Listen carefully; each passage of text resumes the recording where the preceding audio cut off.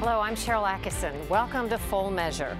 Today we begin with a story of charity and excess. There are more than 1.5 million nonprofits or public charities in the U.S. In 2013, they reported a collective $1.74 trillion in revenue and $3 trillion in assets. They don't have to pay normal taxes. The IRS exempts them because of the public good they do. But for some nonprofits, it appears charity begins at home, with big executive salaries that seem to belie the altruistic nature of their mission. In 2012, Roger Goodell earned a handsome $44 million as commissioner of what was one of the most unlikely nonprofits around, the NFL. It was almost laughable that the NFL was structured its corporate offices as a not-for-profit organization. Congressman Jason Chaffetz heads the House Oversight Committee. He says the IRS exempts the nation's 1.5 million nonprofits from income taxes because of their philanthropic missions, not to pad executives' fat salaries. Why do you think these groups that want to pay executives so much or feel that they need to structure themselves as nonprofits? It could save them millions, untold millions of dollars are saved and not paid into the federal treasury by structuring as a not-for-profit organization. But I think a lot of people would be surprised how much money the executives are bringing home, putting in their own pocket. Experts estimate the NFL's nonprofit status cost taxpayers over $15 million in lost tax revenue its most recent tax filing year, $100 million in the past decade. Do you solemnly swear or affirm that the testimony you're about to give will be the truth? Chaffetz raised the issue of exorbitant nonprofit salaries last September at a fiery hearing into controversies over Planned Parenthood, a nonprofit women's health and abortion provider. Cecile Richards is the group's president. In 2013, your compensation went up some $240,000. Your compensation we're showing in baseline tax returns is $590,000, correct? That's not my annual compensation. My annual compensation is $520,000 a year. It's not just Planned Parenthood and the NFL. There are eyebrow-raising salaries in nearly every sector of the nonprofit universe. The Humane Society CEO Wayne Pacelle can put on the dog with income upwards of $400,000 in 2013. American Civil Liberties Union CEO Anthony Romero earned a very civilized $497,000. Franklin Graham, CEO of the Christian aid group Samaritan's Purse and son of evangelist preacher Billy Graham, received a divine $880,000 for his wallet. In 2012, Goodwill's then President John Miller pulled in a bountiful $3.5 million, counting his deferred compensation. And in higher education, U.S. public college presidents averaged salaries of $428,000 last year.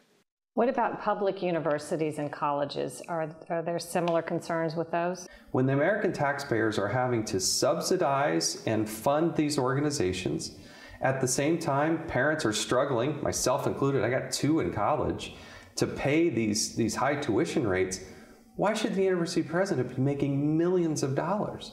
In a class of his own, Ohio State University outgoing President Gordon Gee, who chalked up $6 million in compensation in 2013, the year he departed. When it comes to healthcare nonprofits, Kaiser Health Plan has 20 executives who make over $1 million. Chairman George Halverson took in a healthy $10 million in 2013. And half the Obamacare nonprofit co-op insurers, including the Louisiana Health Cooperative, are going belly up, but their executive salaries are far from anemic. The Louisiana co-op managed to find $1.3 million for interim CEO Terry Schilling in 2013. Various nonprofits have argued they must pay big salaries to attract top-notch talent to stay profitable and preserve management stability. Nonprofit Quarterly says salaries less than average might leave an organization concerned about attracting and retaining the highly skilled and motivated staff members needed to achieve the goals. But Chaffetz argues there's no bigger job than managing the country, so he has a bold new idea. Nonprofit executives shouldn't have a bigger salary than the President of the United States, $400,000 a year. What if they say we're going to get far less talent if we start limiting our salaries? If you can be the president of the United States managing a $3.9 trillion budget and all the headaches that goes with it for $400,000, so can the not-for-profit organizations. The state of California. At that Planned Parenthood hearing, Democrat Elijah Cummings said for-profit companies also get tax breaks, even those convicted of crimes, and called Republican criticism of nonprofits hypocritical.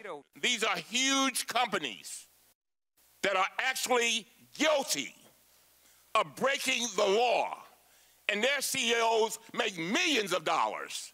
Republicans never criticize the salaries of their CEOs. Republicans targeted Planned Parenthood, which provides essential, high-quality care to millions of American women, more aggressively than all of these companies combined. But there's at least one case of outrageous pay where many Democrats and Republicans see eye to eye: the mortgage loan firms Fannie Mae and Freddie Mac. In July, Mel Watt, who heads the federal agency overseeing them, approved a scandalous hike for CEOs Timothy Mayopoulos and Donald Layton. They were making $600,000 apiece. Their raise, 650% to $4 million each. Congress moved quickly to block the increase. If you want to change your structure and be a for-profit organization, make all you want.